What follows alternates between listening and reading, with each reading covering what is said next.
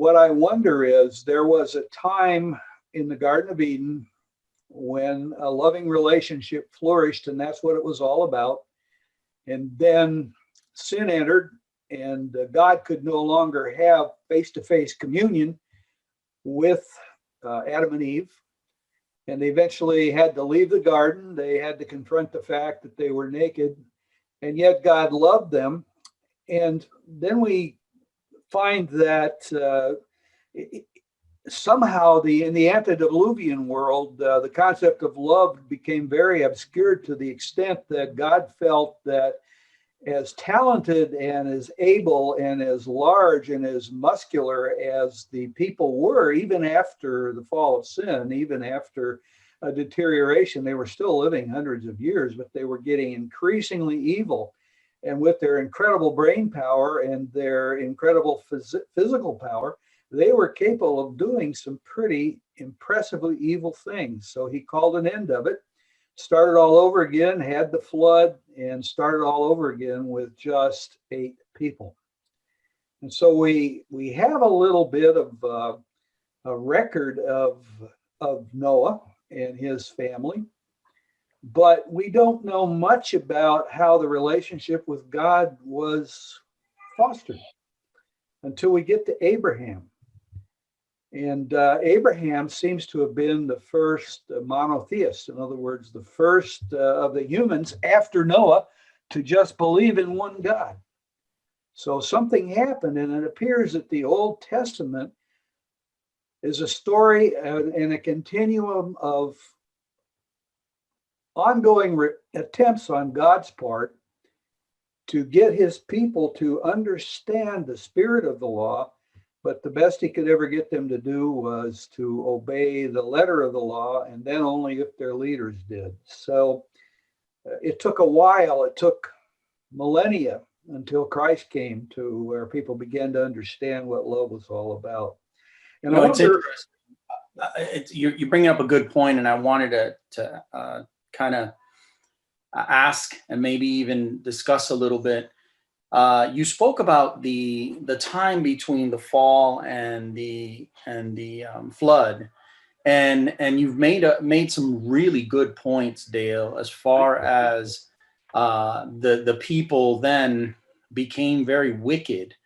And if we are to say that the basis of God's law or of God's existence is love, then I think it's a fair question. If maybe we could take a couple of minutes, I don't know if we can answer it, but a fair question to kind of discuss, well, why did it get that way? Because I think it revolves around the same issue of love. Why did it get that way in such that short span of time? And why, in God's love, did he have to start over? I think those are really crucial points that we should take a couple minutes to maybe clarify and discuss, because we say God is love, and yet he had to destroy all of these people that existed and start all over, like you've pointed. Why do you think that how does that reconcile with love, I guess, is my question. Yeah, we had that same question from one of our attendees at Man in the Mirror on Friday. Why did God, if he's a loving God, why did he cut off the people and destroy the antediluvian world? Who's to say they wouldn't have changed and come around and been more productive? And of course, it's important to remember that they had 120 years to turn their lives around while Noah preached, and they did not do it. They did not show any interest in entering the ark until the rain started to fall. And then there were a bunch of them that hung on to the ark until they couldn't hang on anymore, according to a concept that we have it's not hard to imagine that that's what happened, I guess is what I should say. Sure. So I think what's an act of love? Is that your question? Well, and I think I wanted to, as part of the discussion, give you my kind of my input and see what you think.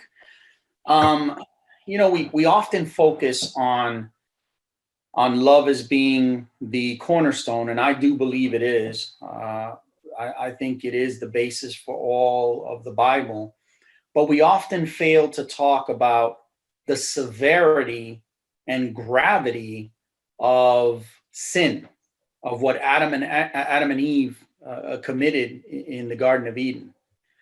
Um, and the way I see it, Dale, is this was all brought about by that one act of Eve, and then the act of Adam to follow. Because if that act doesn't occur, then love reigns. And but we have that act, and it's a stark contrast. We know that God does not want robots. God is not a God that is going to force you to do something. So in other words, we have to choose love. Absolutely. And I think that when we see that, and when we look at how God had to start over, that in itself is an act of love. Because what was happening is that sin, like a cancer, had metastasized, and it was consuming humanity. And I think God, in his love, saw that it was well beyond the point of no return.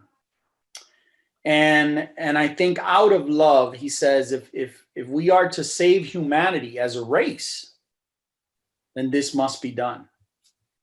And it really, when I look at it in that sense, it does reconcile. It is a constant love. Just to tell you, Dale, or just to discuss a little bit, and I know you were aware, the things that were going on in that time were wicked. I wanted to mention the stuff that was going on, or could have been going on. We know biblically that there was, of course,